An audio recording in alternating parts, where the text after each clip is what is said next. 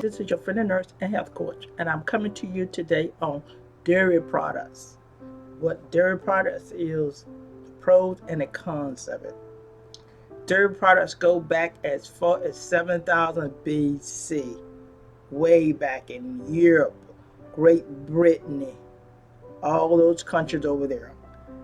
And dairy products began with them taking the cow's milk, the goat milk, the buffalo's milk, and then they take it and pasteurize it.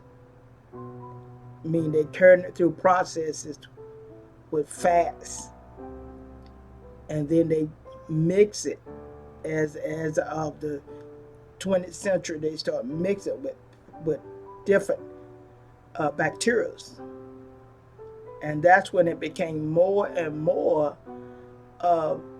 trouble with people taking dairy products when they started mixing it in the 20th century with the bacterial streptococcus, which is a bacteria that could be tolerated on the skin and the throat, but when they get into the blood system, they got great problems with streptococcus.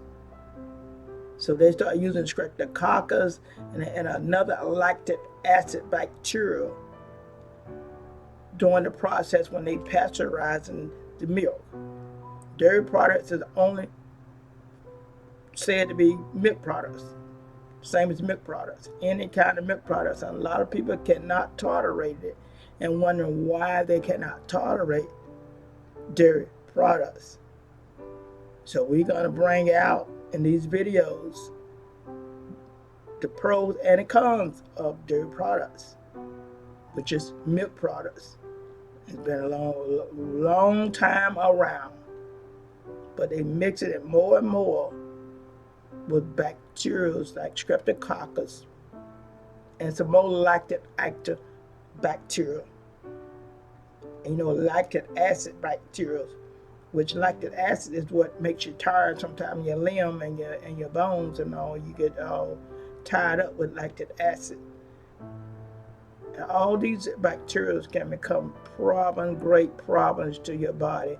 Can cause a lot of nausea, chest pain, skin disorders, weakness in your body. And we know a lot of people get strep throat and then it goes farther in their body and get in their bloodstream. It can be deadly at times. So dairy products got a lot of bacteria mixed with the fat and the other substances that they breaking down this milk with and causing problems at times in the body. They got different forms of dairy products called cream, butter, which that comes from the fat that they put in the dairy products. The cheese, you got hardened cheese and you got soft cheese. You got two kinds of cheese. So the hardened cheese is low in the sugar and enzymes that they put in it. They put less sugar and enzymes in the hardened cheese, but the soft cheese got a higher variety of sugar and enzymes in it. So it's better to eat the hard cheese rather than the soft cheese. Then you got infant milk, formula milk, which is also made from milk. You got the yogurt. You got two forms of yogurt. You got the yogurt, plain yogurt, and then you got the yogurt mixed with the fruit.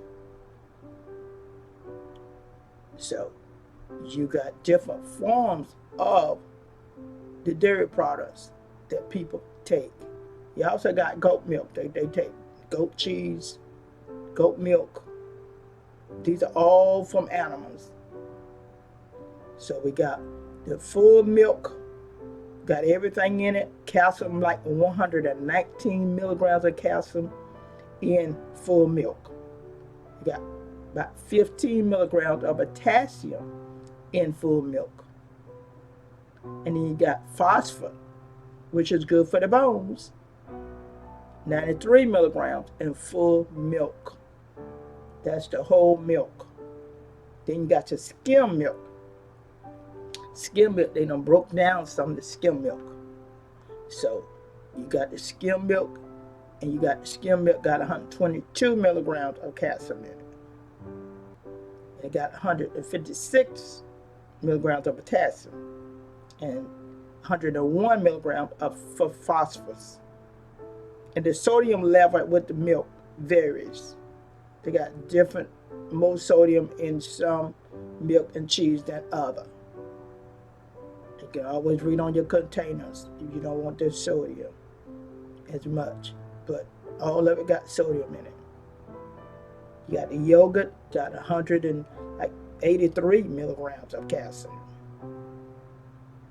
and about 34 milligrams of potassium in the yogurt, and 144 milligrams of the phosphorus in the yogurt. Then you got yogurt fruit, which got less calcium in it, 169 milligrams of calcium in it. But you got more potassium, it's just as much as about potassium, 216 milligrams of potassium and 133 milligrams of phosphorus in it. You got the cheddar cheese, got like a 721 milligrams of calcium in it, and 98 of potassium, and 512 of phosphorus.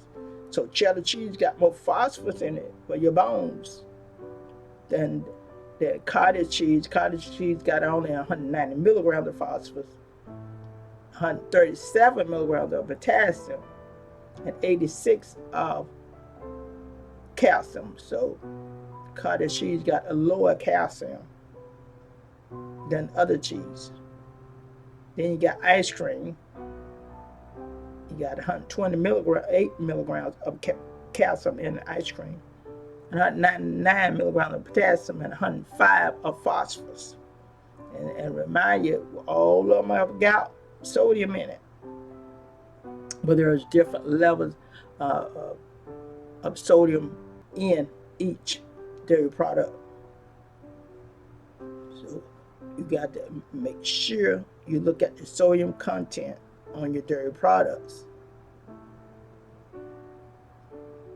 So dairy products can be good and they can be bad. And we are going to come back with the pros and the cons on these dairy products. And mind you, some dairy products are low in blood sugar, will lower your blood sugar, and some of them will higher your blood sugars according to the sodium content in the dairy products. And as I told you before, they have to pasteurize them and mix all kind of bacteria and the fat contents, in the dairy products. So dairy products go through a lot of processing before they get to you.